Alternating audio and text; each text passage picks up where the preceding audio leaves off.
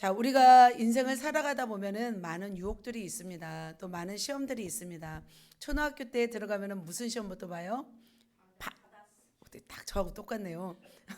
요즘 시대는 받아쓰기 보나야 모르겠네요. 저희 때는 딱 받아쓰기부터 봅니다. 중학교, 고등학교를 지나면 중간고사, 기말고사, 그리고 뭐 수능 시험까지 봅니다. 또 나아가서 졸업하고 나면 면접 시험도 보고 직장 시험도 보고 또 자격증 시험을 보는 것을 볼 수 있습니다. 학생들이 시험만 없어도 참 편할 텐데요. 근데 시험이 있는 바람에 우리 예나와 우리 향기가 또 힘들어지는 것 같습니다. 그런데 이렇게 보이는 시험이 있잖아요. 그렇다면 보이지 않는 시험도 있을까요? 없을까요? 네, 보이지 않는 시험도 있습니다.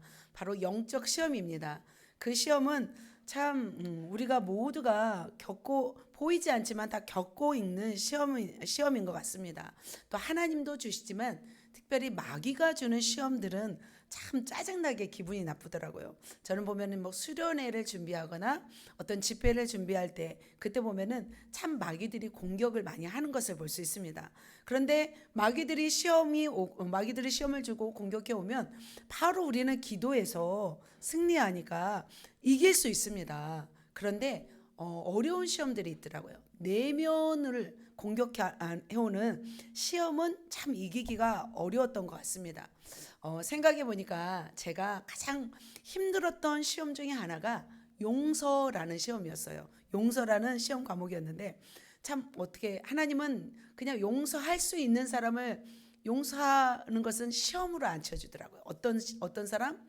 용서하기 어려운 사람, 용서하기 싫은 사람을 용서하기를 하나님이 원하셨어요. 저를 배신하고 떠난 사람을 용서하는 그런 시간도 있었고, 나에게 해를 끼치는 사람도 이제 용서하는 것에서 멈추지 않고 그 사람을 사랑하기까지 그런 시험도 받았던 것 같습니다. 그래서 하나님의 종으로서 자격이 되는지 안 되는지 하나님이 약간은 텐션을 조절해 가시면서 시험한 것을 볼 수 있습니다. 사랑하는 성도 여러분, 여러분은 어떤 시험을 지금 받고 있는지요? 외적인 시험입니까? 내적인 시험입니까? 아니면 또 영적인 시험입니까? 그러나 어떤 시험이라도 우리는 어떻게 해야 될까요? 그 시험에서 반드시 승리해야 될 줄 믿습니다. 시험을 통과해야 될 줄 믿습니다. 통과하지 못하면 계속 낙오되고 또 다른 시험이 옵니다. 자, 그렇다면 성경에서 말하는 세 가지 시험이 있습니다. 첫 번째는 뭐예요? 시련. 두 번째는 시험. 세 번째는 유혹. 셋 다 시험이에요. 셋 다 시험인데 트라이얼, 테스트, 템테이션 이렇게 세 가지로 성경에서 말하고 있습니다. 자, 시련. 첫 번째 시련은 뭘 말할까요? 이것은 최종 결정을 내리기 전 시험을 뜻합니다. 능력을 시험하다라는 뜻이 있습니다. 그래서 예수를 믿으면 반드시 영적 생활하는 모든 사람에게는 이 시험이 옵니다. 그래서 모든 믿음의 선진들은 이 시련을 받았습니다. 그래서 베드로전서 4장에는 이런 말씀 있잖아요. 너희를 연단하려고 오는 불시험을 이상히 여기지 말라. 바로 여기서 불시험이 바로 이 시련을 뜻합니다. 자, 이런 시련을 당한 사람, 구약에 많은 선진들이 있지만 요셉이 있었습니다. 형들에게 버림받고 애굽의 종으로 팔려서 정말 연단받아 정말 그 시련을 거쳐서 국무총리가 되기도 했습니다. 다윗도 마찬가지입니다. 사울 왕을 피해서 13년 동안 쫓겨다녀야 하는 그런 시련을 겪었습니다. 모세도 마찬가지입니다. 애굽의 바로를 피해서 미디안 광야에서 40년 동안 도망가서 정말 시련을 겪는 시간들이 있었습니다. 바로 이 시련은 영적으로 성장하는 그 시험을 뜻합니다. 하나님의 사람으로 빚으시는 과정이 바로 이 시련입니다. 그래서 때로는 사람을 통해서, 환경을 통해서, 사단을 통해서 이 시련을 줍니다. 그런데 이 시련을 좀 길게 해야 될까요? 짧게 해야 할까요? 짧고 굵게 하는 것이 좋은 것 같습니다. 그래서 우리는 그 연단만 받을 필요 없잖아요. 연단만 70년까지 연단만 받다가 한 1년 사역하고 갈 게 아니잖아요. 연단은 짧게, 시련은 짧게 끝나고 주님을 위해서 살아갔으면 좋겠습니다. 자, 두 번째로는 뭐예요? 시험입니다. 시험은 영어로 테스트입니다. 지식, 능력을 알아보는 시험입니다. 뭐 이 땅에도 뭐 이런 테스트는 있잖아요. 여러 가지 공무원 시험, 뭐 그리고 뭐 수능 시험, 중간 시험, 뭐 다 시험이 있지만 하나님의 시험도 있습니다. 하나님은 특별히 성경에서 어떤 사람을 시험했냐면 욥이라는 사람을 시험했습니다. 욥이라는 사람 아시죠? 욥은 하나님을 참 경외하고 참 진실하고 정직하고 참 악에서 떠난 자였습니다. 그런데 사단이 온 땅을 두루 살펴보고 나서 하나님께로 왔습니다. 그래서 하나님께서 네가 우스 땅에 있는 욥을 주의하여 살펴보았느냐라고 말합니다. 그와 같이 정직하고 나를 경외하고 정말 악에서 떠난 자가 없지 않느냐라고 말합니다. 그러자 사단이 말합니다. 까닭 없이 하나님을 경외하리까? 라고 사단이 말을 합니다. 그러자 하나님께서 어떻게 말씀하세요? 그의 생명은 건들지 말고 그를 시험해도 좋다라고 합니다. 그러자 사단이 어떻게 해요? 발바닥에서부터 정수리까지 악창이 나게 합니다. 그런데 이 욥은 그 시험에서 승리했어요? 승리했습니다. 모든 종과 재산과 자녀들까지 다 잃었어요. 주신이도 여호와시요, 취하신 이도 여호와시요. 다 이렇게 고백하시면서 욥은 승리했습니다. 그러자 어떻게 되었어요? 2배의 축복을 받는 줄 믿습니다. 그리고 또 아브라함을 시험하였습니다. 아브라함은 100세에 낳은 독자 이삭을 모리아 산에 가서 번제로 바치라 하였습니다. 그래서 아브라함은 사라에게 말하지 않고 종과 함께 그 이삭을 데리고 그 번제할 양을 데리고 간 것이 아니라 이삭을 가지고 땔감을 가지고 모리아 산에 갑니다. 그리고 나서 이삭을 묶어서 번제단에 올려놓고 어떻게 해요? 정말 어떻게 해요? 고무칼로 찔렀을까요? 그냥 요즘에 쏙 들어가는 칼도 있던데 고무칼로 찌르지 않았습니다. 찌르는 신용하지도 않았습니다. 그냥 살리실 것을 믿고 온전히 드렸습니다. 그러자 주님께서 아브라함아 아브라함아 말씀하시면서 살게 하셨습니다. 그리고 믿음의 용사, 믿음의 조상이라는 칭호를 주셨고 축복을 어마어마하게 받았습니다. 이 땅에서의 축복만이 아니에요. 영원한 하늘에서 별과 같이 빛나는 존재로 축복하였습니다. 바로 그것이 테스트입니다. 여러분 테스트, 하나님이 테스트할 때 여러분 반드시 어떻게 해야 될까요? 반드시 통과하셔야 될 줄 믿습니다. 자, 마지막 세 번째 뭐예요?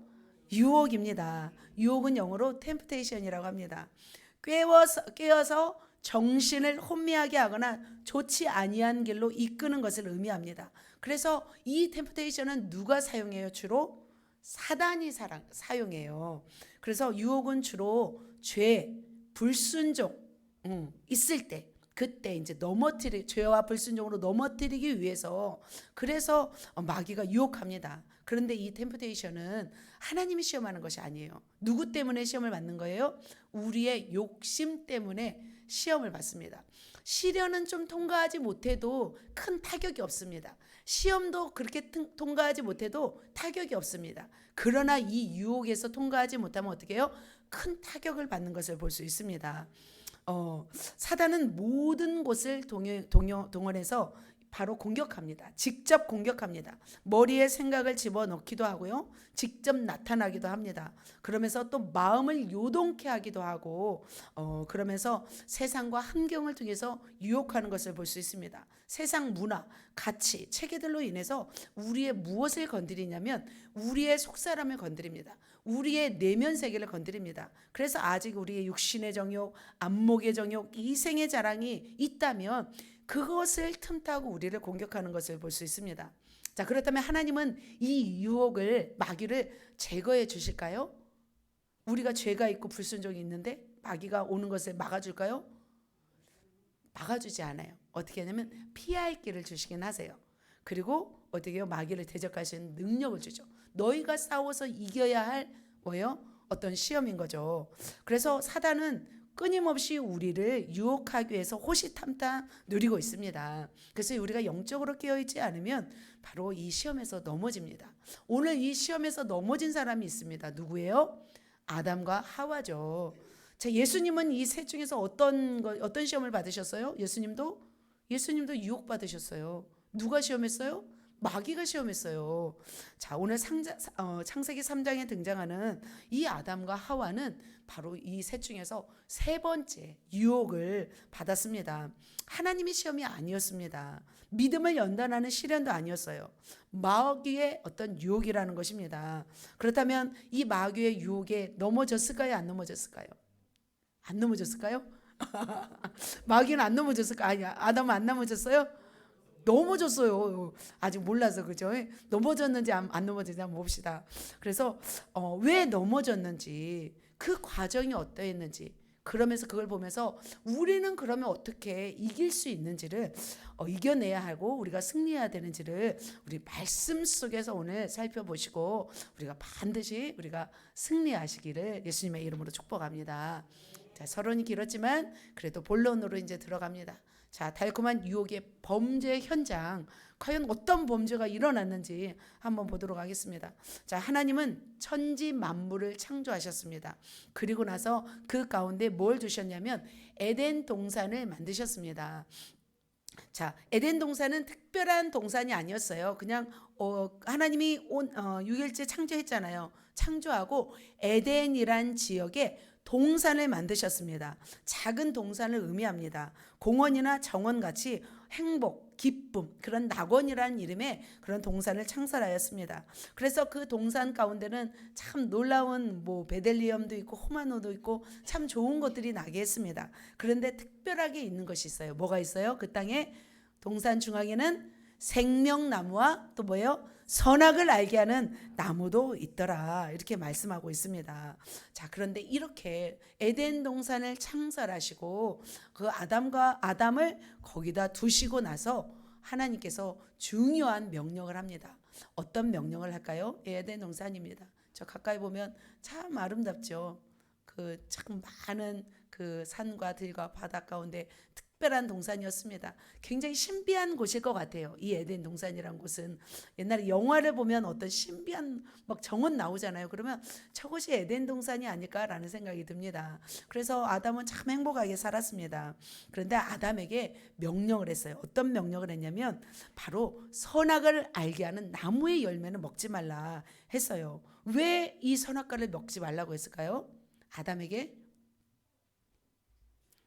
바로 선악과를 통해서 하나님과의 인간과의 관계를 조성하기 위해서였어요. 내가 사실 모든 것을 누가 창조하셨어요? 하나님이 창조하셨어요. 아담도 누가 만들었어요? 하나님이 만들었어요. 그래서 나는 창조주다. 나는 주인이고 나는 왕이다.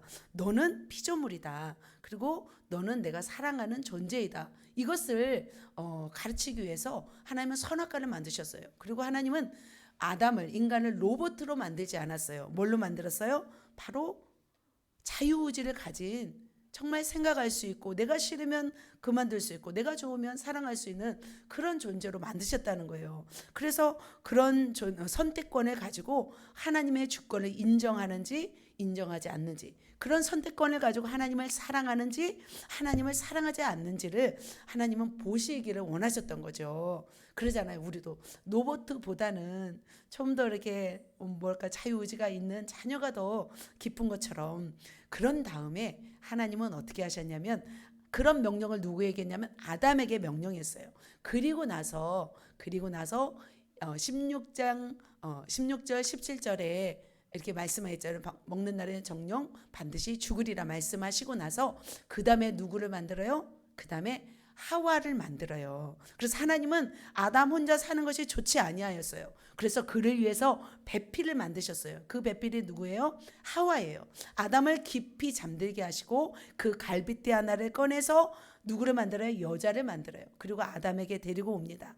그리고 나서 이는 내 뼈 중에 뼈요 내 살 중에 살이로다. 결국 뭐예요? 내 것이다. 그러니까 부부는 닮는다고 하잖아요. 그리고 안다고 하잖아요. 정말 짝은 안다고 하잖아요. 그래서 둘은 너무나 친하고 너무나 똑같고 너무나 사랑스러웠습니다. 그래서 솔로몬과 술람비 여인처럼 둘은 너무나 행복했습니다. 그래서 하나님은 이 아담에게 선악과를 먹지 말라고 분명히 말했죠. 그래서 아담도 어떻게 했을까요? 정말 소중한 하와에게 무슨 말을 했을까요? 정말 동산 중앙에 있는 선악과를 먹으면 안 돼. 알았지? 그러면서 꼭 약속 뭐 손가락 걸고 약속을 했을지 모릅니다. 그래서 하나님이 먹지 말라고 했으니까 꼭 명심해야 돼 라고 이렇게 다정하게 얘기했을 것입니다. 자, 그렇다면 이 하와가 먹으면 안 되는구나 라고 생각을 하고 이렇게 살았을 거예요. 그런데 어떻게 되었을까요? 과연 선악과를 먹었을까요? 시간이 지났어요. 이제 처음에는 안 먹었겠죠. 하루 이틀 지나면서 안 먹었겠죠. 근데 아담이 몇 살까지 살았어요? 930년까지 살았어요. 그 중간에 이제 되어서 이제 일이 터지고 말았습니다. 자, 그렇다면 자, 이렇게 선악과를 먹으면 안 돼. 라고 이제 아담이 말을 했습니다. 자, 범죄 과정에 들어갑니다. 첫 번째로. 자, 누가 유혹을 당해요? 하와가 유혹을 당해요. 누구에게? 사단에게. 뱀에게. 자, 천상에서 하나님처럼 되기를 원했던 사단은 이 땅으로 쫓겨났어요. 땅으로 쫓겨나서 하나님이 만드신 자연 만물을 보고 그는 무슨 생각을 했을까요? 자기처럼 타락시키는 일을 해야겠다. 그래서 자기랑 같이 지옥으로 끌고 가야겠다 생각을 했을 것입니다. 그래서 정말 하나님과 인간이 사이좋게 너무나 친하게 아름답게 사는 꼴을 보기 싫어했어요. 그래서 어떻게 했냐면 사단은 자기가 직접 나타나지 않았어요. 누구를 선택했어요? 뱀을 선택했어요. 그래서 진짜 뱀 이건 모조품입니다. 진짜 뱀은 징그러울 것 같아가지고 저 모조품이에요, 모조품. 그래서 뱀을 등장시켰습니다. 이 뱀이 말을 해요. 그래서 참 동물들이 말을 한다는 게 참 신기한데 참 어떻게 보면 우리도 이렇게 친한 애완견하고는 어떻게 말을 할 수도 있잖아요. 의사소통이 좀 되지 않나요? 좀 되기도 해요. 안 돼! 그러면 안 하고 그러면 손 올리잖아요. 자, 뭐 빵 그러면 딱 뒤집고 강아지 그렇게 말 들어요. 근데 그 당시에는 더 들었을 거예요. 타락하지 않았기 때문에. 그래서 이렇게 뱀이 등장됩니다. 등장해서 어떤 말을 하냐면 이런 말을 해요. 같이 한번 읽겠습니다. 시작. 여호와 하나님이 지으신 들짐승 중에 가장 간교하니라. 뱀이 여자에게 물어 이르되 하나님이 참으로 너희에게 동산 모든 나무의 열매를 먹지 말라 하시더냐 라고 말을 합니다. 들짐승 중에 가장 지혜로운 그 들짐승이 누구였어요? 뱀이었어요. 뱀은 말을 잘했대요. 굉장히 똑똑했대요. 그래서 참 뱀이라는 존재가 참 신기합니다. 여자들 중에서 지금 잘 이렇게 유혹하는 그 사람을 무슨 뱀이라고 하죠? 이제 꽃뱀이라고 하잖아요. 뱀이 어떻게 보면은 참 이렇게 지혜롭기 때문에 이렇게 뭐 사람을 이렇게 꼬시는 것 같습니다. 그도 능력이죠. 꼬시는 것도 능력이겠지만 어쩌면 이 뱀은 하와랑 친하게 지냈을 수도 있어요. 왜냐하면 지혜롭기 때문에 하와를 잘 마음을 만져주고 또 하와하고 친하게 지냈을지도 모릅니다. 어떻게 보면 사단이 친하게 지내지 않은 코뿔소를 등장해서 막 시험하겠어요? 안 그러잖아요. 그잖아요. 사자를 등장해서 시험하겠어요. 그러니까 하와랑 친한 동물을 사용한 거죠. 그래서 뱀은 참 IQ가 높았다는 생각이 듭니다. 동물은 자유의지보다는 뭐만 있어요?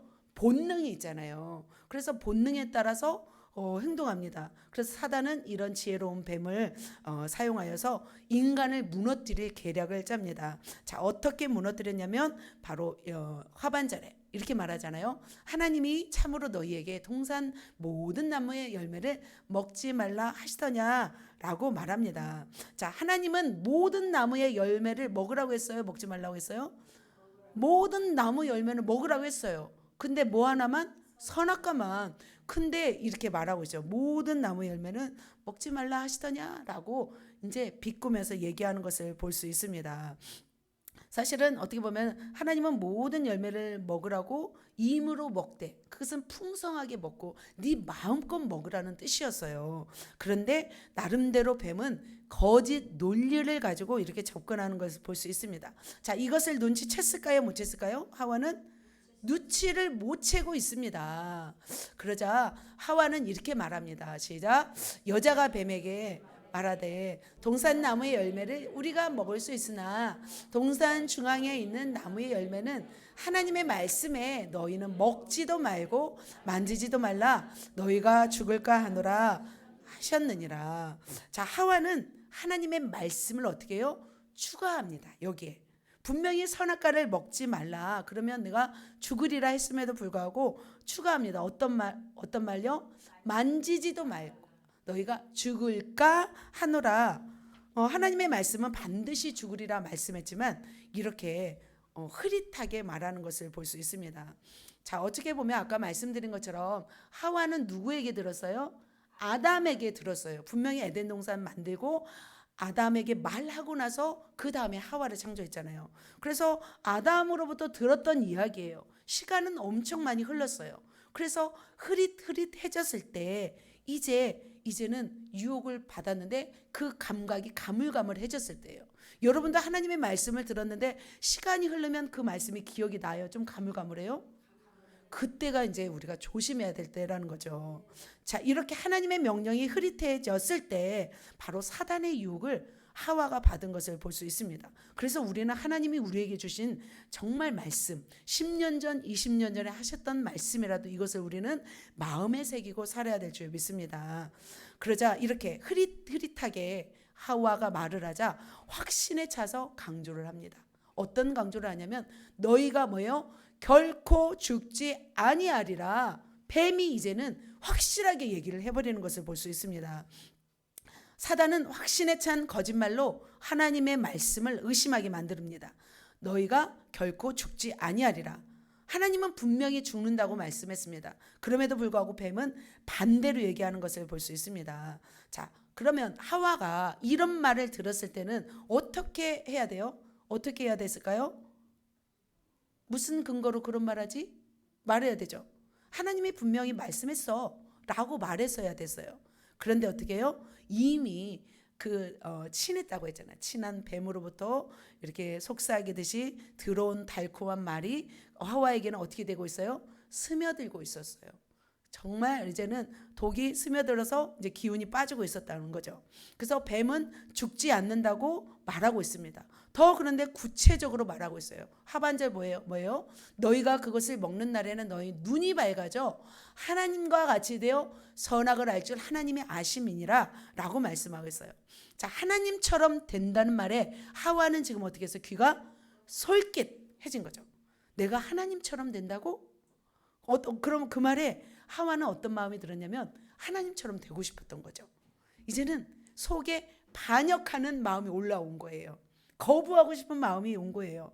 자, 하나님처럼 되고 싶다는 것은 뭐냐면 자기가 이제 왕이 되는 거죠. 그러면 에덴 동산도 하나님이 만들었고 이 모든 것을 만들 수 있다는 그런 능력 있는 사람이 되고 싶다는 거죠. 하나님처럼 전능자, 하나님처럼 지혜자. 그리고 중요한 건 뭐예요? 이제 더 이상 하나님의 명령을 듣고 싶지 않고 이제 내 뜻대로 살고 싶어하는 이런 마음이 올라왔던 거죠.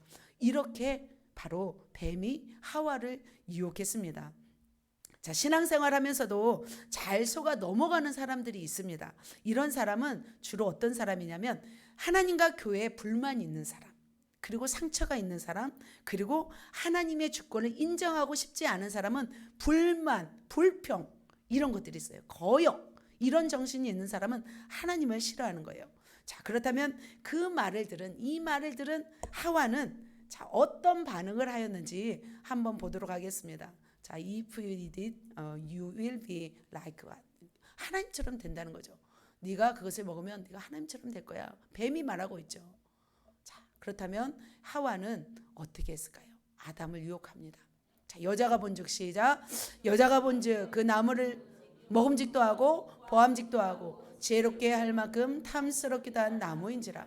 여자가 그 열매를 따먹고 자기와 함께 있는 남편에게도 주매 그도 먹은지라. 자, 하와는 그 전에는 관심이 없었어요. 자, 선악과에 대해서 그렇게 많이 조심스러워 꼭 약속을 했잖아요. 새끼손가락 걸고 약속을 했잖아요. 아담하고. 그래서 별로 관심이 없었어요. 그런데 뱀이 말하고 난 후에 눈이 밝아져 버렸어요. 어떻게 달라졌어요? 이제는 먹음직스럽고 보암직스럽고 탐스럽게 보였던 거죠. 그래서 직접 실행에 옮겼어요. 땄어요. 땄고 먹었어요. 사단이 따줬어요? 자기가 땄어요? 자기가 땄어요. 사단은 절대 따주지 않아요. 내가 죄를 짓게 만드는 거죠. 그리고 내가 죄값을 당하게 하는 거죠. 그리고 어떻게 해요? 혼자만 먹지 않고 누구에게 줬어요? 남편에게도 주어서 먹게 했습니다. 선악과는 무슨 맛이었을까요? 특별한 맛이었을까요? 그냥 특별하지 않았을 거라고 생각이 들어요. 그죠? 정말 이 일이 한순간에 이루어졌어요. 한순간에. 어쩌면 5분도 안 되어서 되어지는 일일 수도 있습니다. 하나님이 금기한 이 열매를 따먹고 말았습니다. 자, 사단은 직접 따서 하와의 입에 넣어주지 않았습니다. 그냥 사단은 미혹할 뿐이었습니다. 자신의 자유의지를 사용하여서 지금 하와는 죄를 짓고 말았습니다. 자신만 먹지 말고 누구에게 먹었어요? 그것을 따먹으면 안 돼라고 말한 아담에게 주어서 먹었습니다. 그래서 정말 하와의 말을 거부할 수 없도록, 그리고 하와는 어떻게 했어요? 먹어도 나 안 죽잖아 하고 이제 먹었겠죠. 아담에게 먹었습니다. 자, 뱀이 하와를 유혹하는 시간은 길었어요, 안 길었어요? 그나마 그래도 이제 길었겠죠. 근데 하와가 남편을 유혹한 시간은 길었어요, 짧았어요? 짧았던 것을 볼 수 있습니다. 한 줄밖에 나오지 않았어요. 한 줄밖에 남편에게도 주매 그도 먹은지라 한 줄밖에 나오지 않아요. 그러니까 사단은 알았어요. 뭘 알았어요? 하와만 길들이면 아담을 넘어뜨릴 수 있다는 것을 알았습니다. 그래서 이 사단은 처음부터 아담에게 접근하지 않았어요. 누구에게 접근했어요? 약한 하와에게 접근하는 것을 볼 수 있습니다. 그래서 아담까지 넘어뜨리는 것을 볼 수 있습니다. 그래서 자유의지를 사용하여서 정말 하나님께 순종하지 못하게 하고 죄를 짓게 하는 것을 볼 수 있습니다. 자, 선악과를 먹는 시간은 한순간이었습니다. 그동안 오랜 시간 걸치면서 참고 하나님의 명령을 지켜왔습니다. 그러나 한순간에 이 사단에게 넘어져서 죄를 짓고 말았습니다. 어떻게 보면 넘어서야 할 선을 넘어버린 거죠. 최후 보루를 지키지 못한 거죠. 자, 사람과 사람 사이에서도 넘어서지 말아야 할 선이 있죠. 부부와 부부 사이에도 넘어서지 말아야 할 말과 행동이 있습니다. 그런데 정말 지켜오다가 막 60이 되어서 넘어서 버려요. 그러면 어떻게 해요? 그 관계가 깨어져 버린다는 거죠. 마찬가지로 하나님과 인간 사이에도 넘어서지 말아야 할 선이 있어요. 중요한 것은 뭐 하나님의 영광을 가린다거나 내가 막 하나님이라고 말한 거나 교만해 버린다거나 정말 그런 것은 하나님의 선을 넘고 성령을 회방해 버린 거나 이런 것들은 정말 하나님의 선을 넘는 거죠. 자, 이렇게 사단의 친밀한 이 계획 속에서 속수무책으로 인간은 무너져 버리고 말았습니다. 자, 그렇다면 이걸로 끝이 나는 게 아니었어요. 그 범죄의 결과 어떤 일이 일어나는지 보도록 하겠습니다. 첫 번째로는 어떤 징계? 내적인 징계가 와요. 외적인 징계가 와요. 내적 징계는 뭐예요? 수치심과 두려움이에요. 자, 첫 번째로 수치심입니다. 자, 그들에게는 바로 이런 수치심이 왔습니다. 같이 읽겠습니다. 시작. 예.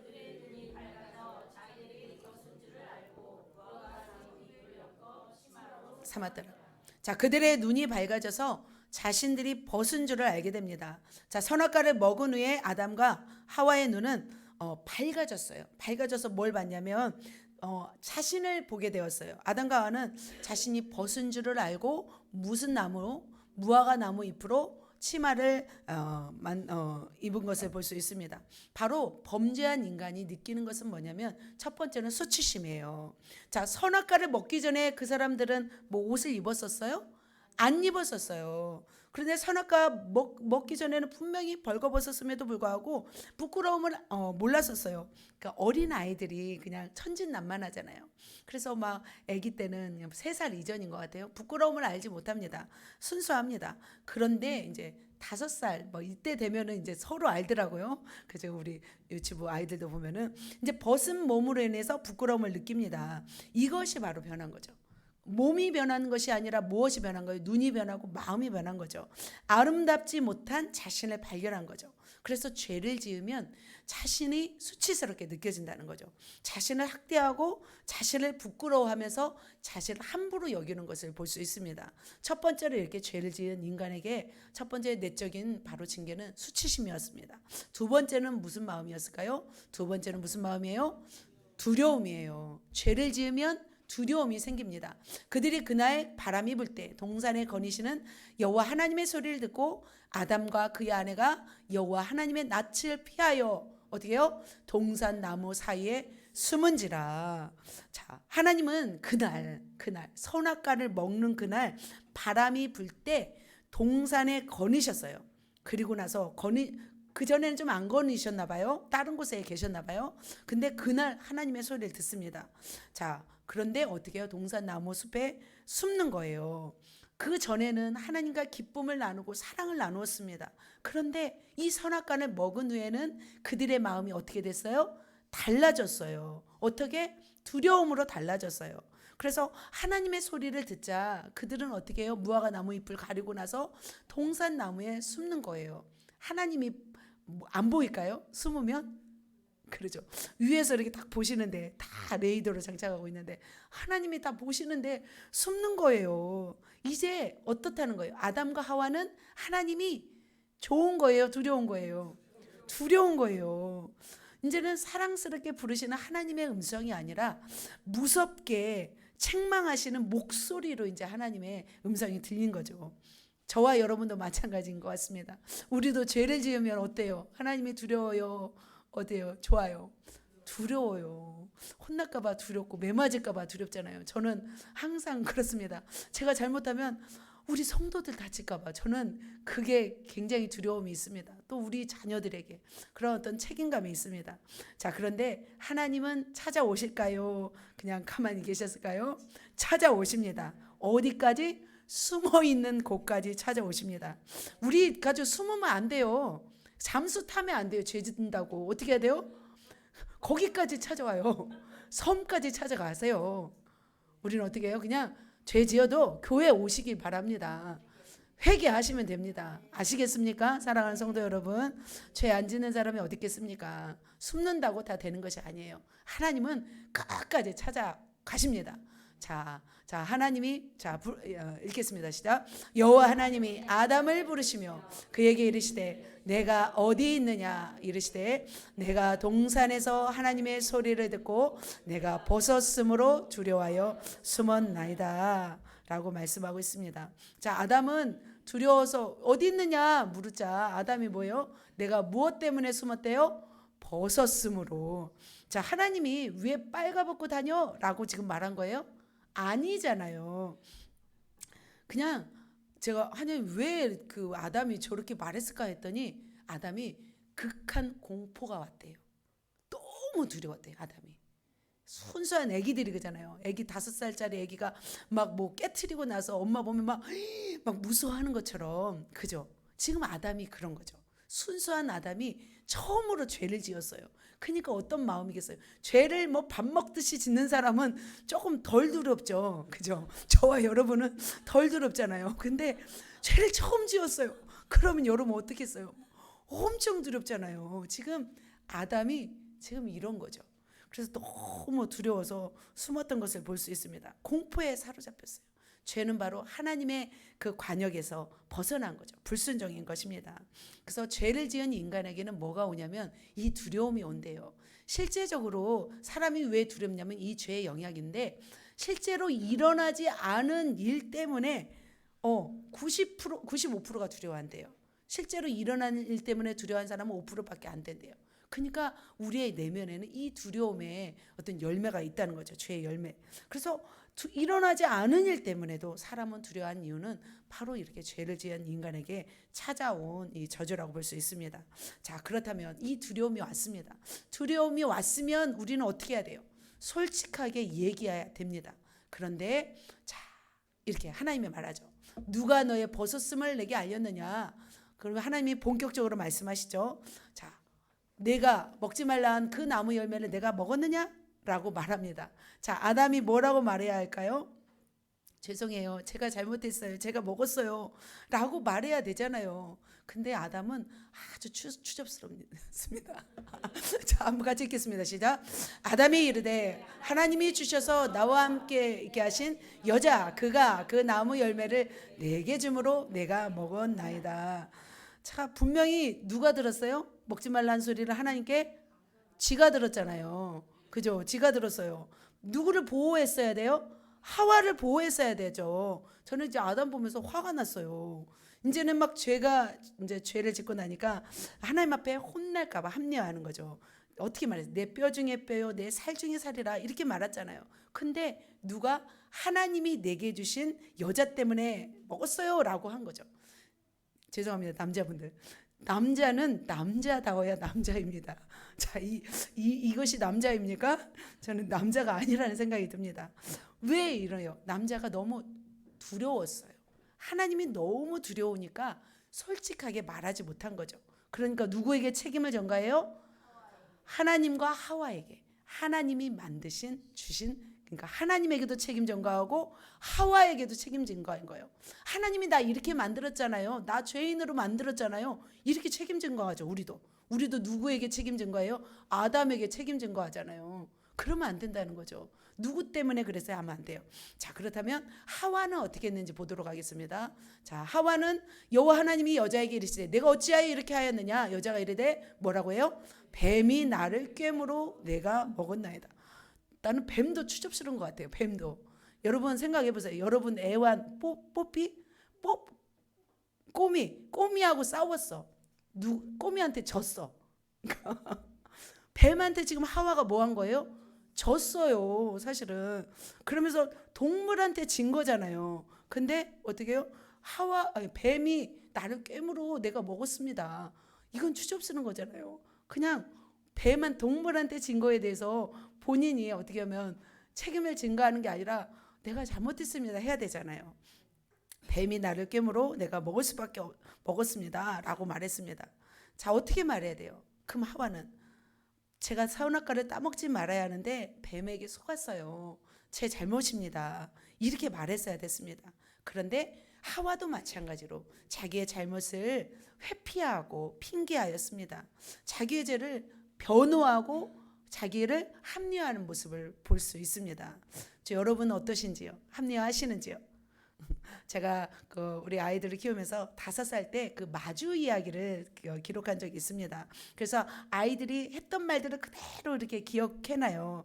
근데 우리 아이 한 명이 저것 때문이야. 이건 이것 때문이야. 너 때문이야. 계속 너 때문이야 하는 거예요. 지가 잘못했는데. 근데 어느 날은 화장실 바닥에서 딱 넘어졌어요. 자, 이건 누구 때문이지? 그랬더니 이것은 미끄러졌기 때문이야 라고 말을 하는 것을 들었습니다. 그래서 자기 실수를 이렇게 인정을 안 하는구나. 이 정말 착하고 너무나 소중한 우리 아이가 이렇게 죄를 인정하지 않는 모습을 제가 보면서 아직도 기억이 나잖아요. 제가 그 말을. 자, 여러분은 두려워서 핑계를 댄 적이 있습니까?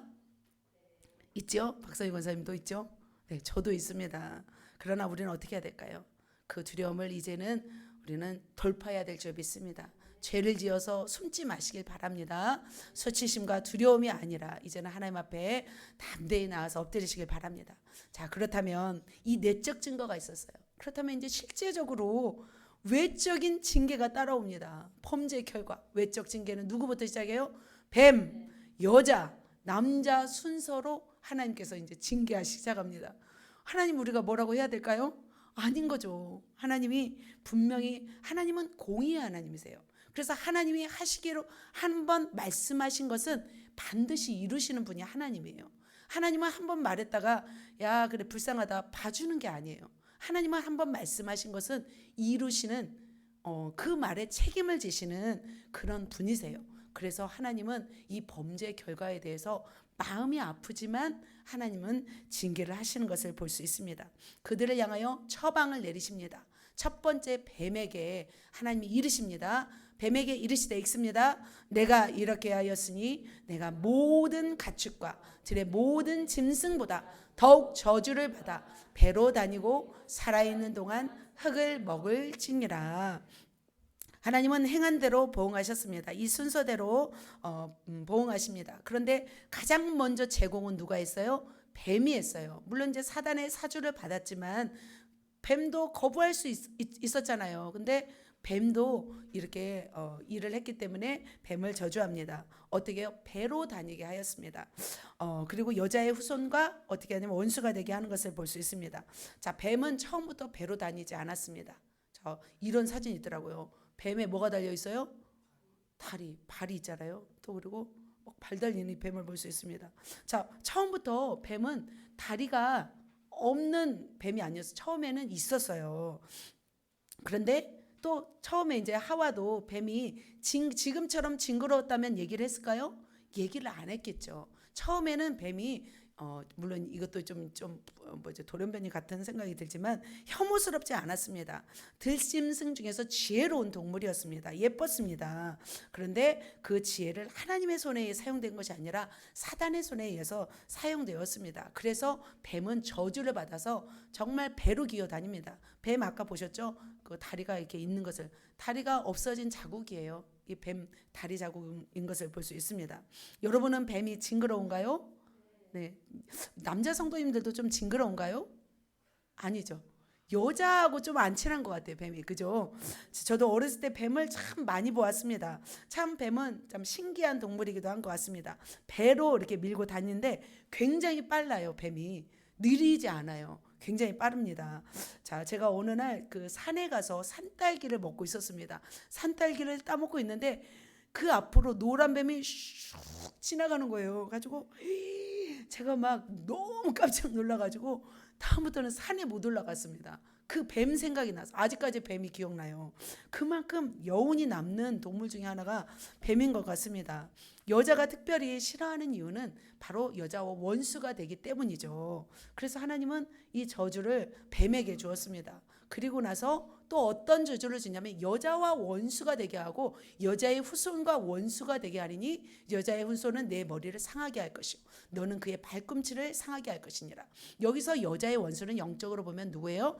예수 그리스도를 의미합니다. 그래서 사단과 예수 그리스도는 영원히 원수인 거죠. 그래서 사단은 예수를 어떻게 했어요? 십자가에 못 박혀 죽게 하심으로 발 뒤꿈치를 상하게 했어요. 그러나 예수님은 십자가에 죽으시고 부활하심으로 사단의 머리를 어떻게 했어요? 상하게 했습니다. 깨부수게 했습니다. 그것을 의미하는 것입니다. 이렇게 뱀은 저주받아서 이 땅 가운데 살아가면서 아주 흉측한 모습으로, 사람이 싫어하는 모습으로 다닌 것을 볼 수 있습니다. 자, 그렇다면 여자. 자, 여자에게는 어떤 고통이 있을까요? 같이 읽습니다. 시작. 또 여자에게 이르되 내가 내게 임신하는 고통을 크게 더하리니 내가 수고하고 자식을 낳을 것이며 너는 남편을 원하고 남편은 너를 다스릴 것이니라 하시고, 자, 하나님께서 하와에게 주신 형벌은, 징계는 뭐였냐면 임신하는 고통을 어떻게 해요? 크게 더하리니. 그 전에는 그러면 크지 않았다는 거죠. 그 전에는 크지 않았어요. 그런데 이제는 크게 더하여 주신 것을 볼 수 있습니다. 동물도 그 출산하는 모습을 보면 참 힘들게 출산해요. 그런데 사람만큼은 아닌 것 같아요. 여자는 임신하는 고통이 너무 큽니다. 그래서 여자의 일생에 가장 피하고 싶은 고통 중에 하나가 뭐냐면 출산의 고통인 것 같습니다. 출산의 고통을 느끼지 않고 출산하는 여자는 거의 없죠. 어떻게 보면 여성에게 평생에 가장 힘든 고통이 바로 이런 임신하고 해산하는 고통입니다. 누구 때문이에요? 바로 하와 언니 때문이죠. 자, 그리고 여자의 형벌이 하나가 더 있어요. 뭐예요? 너는 남편을 원하고 남편은 너를 다스릴 것이니라. 그래서 여자 형벌은 또 뭐가 있냐면 남편을 사모한다는 거죠. 남편의 사랑을 받고 싶어 한다는 거죠. 또 희한하게 결혼을 하게 되면 남편의 어떤 위치가 달라지는 것을 볼 수 있습니다. 행복한 가정은 그런 가정이잖아요. 건강한 가정, 믿음의 가정은 남편이 다스리는 가정, 그리고 남편을 존중하고 존경하고 또 아내는 사랑받는 가정이 너무나 뭐랄까 정말 행복한 가정이에요. 그래서 그 가정에서 자란 아이들은 너무나 이렇게 예쁘게 자라는 것을 볼 수 있습니다. 바로 여자는 남편을 사모하고 남편을 의지한다는 거죠. 그래서 여성 동지들은 썩 기분은 안 좋겠지만 이렇게 되어져 가고 있는 것을 볼 수 있어요. 결혼하기 전에는 막 남자가 꽃을 사주고 향수를 사주고 막 애걸복걸하면서 막 결혼까지 막 하잖아요. 근데 결혼 딱 하자마자 어떻게 돼요? 완전히 바뀌어요. 이제 주도권을 잡으려고 합니다. 그러면서 왜 주도권을 잡으려고 하냐면 이런 질서가 있기 때문인 것 같아요. 이런 하나님의 어떤 법칙이 있기 때문이라는 생각이 들었습니다. 자, 여자의 이런 징계가 있었습니다. 자, 이렇게 해산의 고통. 자, 남자는 과연 어떤 징계를 받았는지요? 같이 읽겠습니다. 시작. 아담에게 이르시되 내가 내 아내의 말을 듣고 내가 내게 먹지 말란 나무의 열매를 먹었은즉 땅은 너로 말미암아 저주를 받고 너는 내 평생에 수고하여야 그 소산을 먹으리라. 자, 남자는 어떻게 해요? 이제는 평생 동안 수고하는 거죠. 자, 아담의 죄는 뭐였냐면 누구의 말을 들은 거예요? 하나님 말보다 하와의 말을 들었던 것이 잘못이었습니다. 아내의 말을 거절하지 못했습니다. 그래서 아담에게 주신 뭐예요? 땅이 저주를 받았어요. 그래서 저주를 받아서 평생의 수고하여야 소산을 먹을 수 있게 하였습니다. 아담에게는 땅을 다스릴 수 있는 권한을 주었습니다. 그런데 아담의 죄로 인해서 땅이 완전히 이제 엉겅퀴가 나고 완전히 또 뒤범벅게 되어버린 것이죠. 그래서 하나님의 이런 저주받은 결과 가시덤불이 나게 되었고 엉겅퀴가 나게 되었고, 그래서 이제 거슬리는 그런 거슬리는 모습으로 이렇게 자라나고 있습니다. 보면은 끊임없이 잡초들이 올라오더라고요. 농사를 잠깐 지어보니까 정말 그 다음 날 되면 또 잡초들이 올라요. 끊임없이 잡초들이 올라오는 것을 보면서 야, 이게 땅이 이렇게 저주받아서 이렇게 농사를 망치는구나 라는 생각이 저는 들었습니다. 자, 하나님은 아담에게 무엇을 주었냐면 평생에 수고해야만이 소산을 먹을 수 있도록 하게 하셨습니다. 사실 범죄 이전에는 어떻게 했어요? 에덴 동산에서 어떻게 했어요? 그냥 편하게 먹었어요. 그냥 따기만 하면 됐어요. 그냥 거름 안 주고 그냥 심지 않아도 그냥 벌레 안 잡아줘도 그냥 어디 과일 따 먹으면 됐어요. 칡뿌리 깨면 됐어요. 그죠? 그리고 뭐 쑥 같은 거 그냥 캐면 됐어요. 근데 어떻게 해요? 잡초를 골라줘야 되고 벌레를 잡아줘야 되고 그리고 돌뿌리를 제거해야 되는 여러 가지 이제 노동이 있다는 거죠. 그래서 하나님은 그래서 남자에게는 뭘 주시냐면 일하기를 원하시죠. 그래서 일하지 않은 남자는 가정을 이루기가 참 힘듭니다.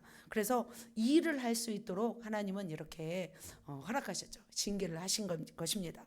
그리고 마지막 하나 뭘 했어요? 바로 에덴 동산에서 추방한 것을 볼 수 있습니다. 자, 그러면서 이같이 중간에 있습니다.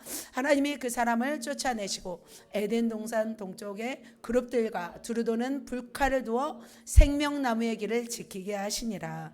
자, 아담과 하와는 이제 어디서 쫓겨나요? 에덴 동산에서 쫓겨나요. 죄인인 인간이 생명나무 열매를 따먹지 못하게 함이에요. 생명나무 열매를 따먹다가 어떻게 해요? 고통 가운데 이제 살아가죠. 또 어떤 일이 일어날까요? 이제 수고롭지 않고 이제 또 이제 죄를 지은 인간이 이제 살아가다가 또 무엇이 또 생길까요? 인간은 이제 죄인이 됐으니까 이제 더 큰 반역이 일어날 수 있다는 거죠. 계속 살면 안 되잖아요. 그리고 하나님은 분명히 먹으면 죽으리라 말씀하였기 때문에 그 말씀을 이루기 위해서 이제 쫓아냅니다. 이 에덴 동산에는 정말 풍성했을 거잖아요. 날씨도 좋았고 정말 아름다운 곳이었습니다. 그러나 어떻게 해요? 이제는 가죽옷을 입혀주고서 이 에덴 동산에서 쫓겨납니다. 그래서 이제 밭을 갖게 하는 것을 볼 수 있습니다. 마찬가지로 저와 여러분도 그런 것 같아요. 우리도 우리에게 주신 많은 선물들이 있어요. 옆에 있는 사람도 소중해요. 근데 그것을 잃고 나면 어떻게 해요? 그 소중함을 모르는 거죠. 아담과 하와는 에덴 동산의 소중함을 많이 알았었을까요? 그전에는 몰랐겠죠. 근데 이것을 쫓겨나니까 이제는 어떻게 해요? 에덴 동산이 그리웠을 것입니다. 이제 갈 수도 없었고 그곳의 열매도 먹을 수가 없게 되었습니다. 자, 이렇게 그들이 범죄하고 나서 결과는 참혹했습니다. 그렇다면 사랑하는 성도 여러분, 저와 여러분 어떻게 살아가야 될까요? 한번 정리를 해보고 한 번 더 말씀을 드리도록 하겠습니다. 범죄 과정을 말씀드렸습니다. 범죄 결과를 말씀드렸습니다. 뱀은 배로 기어다니고 여자는 해산에 수고, 남자는 어떻게 해요? 일을 해야 되고, 그리고 에덴 동산에서 쫓겨나는 그런 결과를 맞이하였습니다. 또 수치심과 함께 두려움도 생겼습니다. 그렇다면 우리는 이 유혹을, 이 사단이 주는 시험을 우리는 이겨야 될까요? 아니면은 어떻게 해요? 당하고 넘어져야 될까요? 이겨야 될 줄 믿습니다. 그래서 이기는 비결을 제가 3가지를 말씀드리도록 하겠습니다. 달콤한 유혹을 이기는 방법 3가지입니다. 첫 번째는요, 순복하라. 여러분에게는 순종하라 이렇게 써 있을 텐데 저는 순복하라가 더 맞는 것 같습니다. 자, 우리는 어떻게 되냐면 하나님의 말씀을 어떻게 새겨야 돼요? 마음에 새겨야 될 줄 믿습니다. 하나님이 한번 말씀하신 것을 시간이 지나면 흐릿해져요. 그렇다고 해서 하나님이 봐주실까요? 하나님은 봐주지 않습니다. 우리는 무엇을 기억해야 되냐면 바로 하나님의 말씀을 기억해야 됩니다. 하나님이 여러분에게 말씀하신 것을 우리는 죽기 아니면 살기로 이것을 지켜야 될 줄 믿습니다. 그렇지 않으면 누구의 공격을 받아요? 마귀의 공격을 받습니다. 그래서 하나님의 말씀을 항상 마음에 무장하고 그 말씀을 항상 새겨야 될 줄 믿습니다. 자, 뱀의 공격에, 이 사단의 공격에 속수무책으로 당했습니다. 그들은 그게 공격인지도 몰랐어요. 하나님의 말씀을 그래서 우리는 우습게 보면 안 됩니다. 하나님의 말씀을 정말 소중히 여겨야 될 줄 믿습니다. 자, 하나님이 그러면 순종을 요구하신다면 우리는 어떻게 해요? 그 말씀에 반드시 순종해야 됩니다. 하와는 어떤 말에 설깃했어요? 하나님처럼 된다는 말에 설깃했습니다. 하나님처럼 된다는 것은 뭐예요? 누구 뜻대로 살고 싶다는 거죠? 내 뜻대로 살고 싶다는 것입니다. 바로 이 순종하기를 거부하는 정신이에요. 순복하기를 거부하는 정신, 바로 그게 쿠데타를 일으켰죠. 그래서 우리 안에 있는 하나님처럼 되고 싶고 또한 하나님을 거역하고 싶어하는 우리의 거역하는 마음을 어떻게 해야 될까? 우리는 뿌리째 뽑아버려야 돼요. 이것이 있는 한 끊임없이 우리는 공격 대상일까요? 아닐까요? 공격 대상이라는 거죠. 그래서 때로는 우리가 하기 싫은 일이 있어요. 하나님 앞에 거역하고 싶은 일이 있어요. 그러면 어떻게 해야 될까요? 이것을 우리는 뿌리째 뽑아야 돼요. 우리의 깊은 속자를 꺼내버려야 돼요. 정말 이게 하나님의 뜻이다라고 이게 하나님의 뜻이다 싶으면 우리는 하기 싫어도 순종해야 돼요. 그잖아요. 우리가 바람을 거슬려서 간다는 게 쉬워요, 어려워요? 하지만 가야 돼요. 우리가 가야 할 길이면 가야 될 줄 믿습니다. 때로는 타이어가 내 등에 묶여 있어요. 그래도 우리가 가야 된다면 어떻게 해요? 끌고 가야 되는 거예요. 바로 우리 안에 있는 이 거역 정신들을 뿌리째 뽑을 때, 그리고 온전히 하나님께 순종할 때, 순복할 때 우리는 시험을 이길 줄 믿습니다. 사랑하는 성도 여러분, 정말 하기 싫어도 이게 하나님의 뜻이면 믿고 순종하시기를 예수님의 이름으로 축복합니다. 아멘. 두 번째입니다. 뭘까요? 싸우라.